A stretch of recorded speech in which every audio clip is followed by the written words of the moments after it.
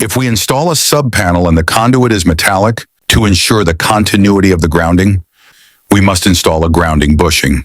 And the ground wire coming in is installed to this grounding bushing and continues and connects to the ground bar.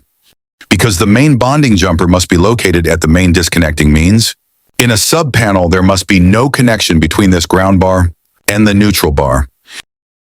This panel has neutral bars on both the right and the left because it has a bridge here that connects them to this other neutral bar, and the neutral wire is connected here. Here in the United States, the marked black phase is installed on the left and is installed on this terminal. We always identify the neutral wire with white tape, and the other phase, identified with red tape, connects to the right-hand terminal. I've put black tape on the left bar and red tape on the right bar of the panel for a better explanation. If you look closely, the black phase bar has an extension to the right, which allows installing a breaker here on the left, and another breaker here on the right on the same bus bar. And the red phase bar has an extension to the left. The red bar alternately reaches all the way to the bottom, just as the black bar extends alternately all the way down. If we install a double pole breaker here between red and black, it would be a 240 volt breaker. Likewise, if we install a double pole breaker between this one and this one, on the left side, it would also be 240 volts. The breakers on the left side are numbered with odd numbers. In other words, all the breakers we install on the left side, it would be 1, 3, 5, 7, 9, 11, and so on. And on the right side, it would be 2, 4, 6, 8, 10, 12, and so on. If there were no disconnect feeding this panel, then we would have to install a disconnect here. If that were the case, we would install a main breaker in this panel. To do so, we would mount this base on these screws where the phase terminals are located. This breaker would be mounted on the base and would have an amperage rating corresponding to the ratings of the panel and the feeder cables. Now the external disconnect switch is connected, which means there is power here. If we measure between the neutral and the black phase, we get 120 volts. And if we measure from the neutral to the red phase, we also get 120 volts. And of course, between the two phases, we will have 240 volts. Now we are going to disconnect the power and install a main breaker in this panel. Well, as we can see, we have no power here. We will disconnect the two phases. We loosen the screws on the terminals and the locks. We remove the two faces, and we remove the locks from the screws. Let's mount the base for the main breaker. These square holes connect with these guides here, and at the same time, on the screws of the bars. We press here and we press here. We attach the base to the screws on the bars. We tighten the nuts sufficiently. We place the extra screws on both sides of the base. Now we are going to install the phase marked in black on the left and the phase marked in red on the right. If the breaker is in a horizontal position, we connect the black phase at the top, followed by the red phase, and we tighten both sufficiently. Now we will mount the breaker to the base. These first two screws, they are going to connect to these two terminals on the base. These two sections of the breaker will belong to this phase. And when it closes, it will feed the bar on the right from this side. This phase will feed this bar. And these two bottom screws, which constitute the left bar, will be fed by the red phase. It looks black here, but it's the red phase bar.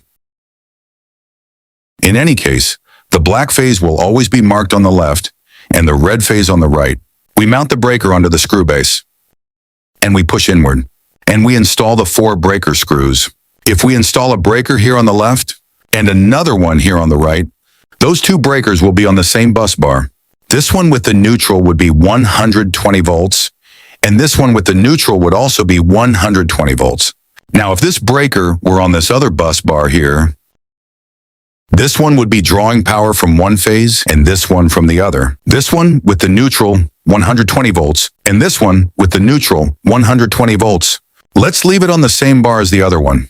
If we needed to power a 240 volt device, this double pole breaker would be connected to the two phases. We could put a breaker here and another double pole breaker here. Between these two breaker terminals, we will have 240 volts. And between these two screws on this breaker, we will have 240 volts. If we look down here, in the last 1, 2, 3, 4. There are 2 double terminals on this bar. And 2 double terminals on this bar. We could place a single breaker like this at the end of the bus bars. If you look closely, the bar has 2 small tabs on top and 2 tabs on the bottom. In this one, in this one, in this one, and in this one, we could put a standard 1-inch breaker here and another one here. What are eyelashes for? Let's move this breaker so we can see better.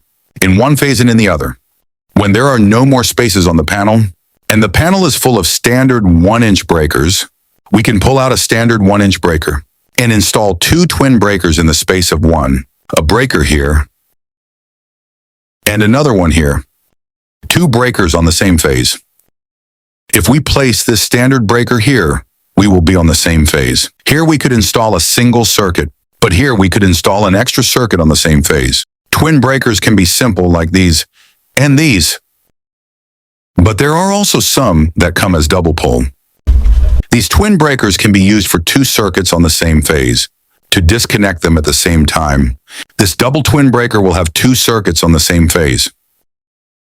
If we remove this double twin from this single phase and we put it here, we connect to this phase here and to this other phase here, this way.